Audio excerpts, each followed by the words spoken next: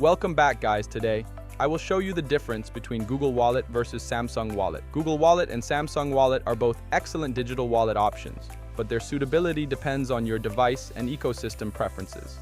So without any further delay, let's get started. Google Wallet is versatile and works across all Android devices with NFC, making it a universal option for Android users.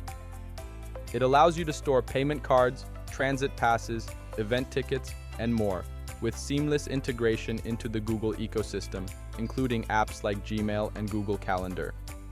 Its simple interface and wide availability make it an ideal choice for those who value accessibility and ease of use, regardless of their device brand. Samsung Wallet, on the other hand, offers a more tailored experience for Samsung users. It integrates deeply into Samsung's ecosystem, providing unique features like Samsung Pass for secure credential storage and support for digital keys, such as car keys for compatible vehicles.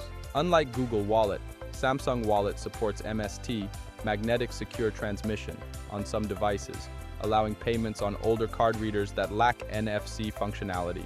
While it's exclusive to Samsung devices, this specialization means a more seamless and feature-rich experience for Samsung users.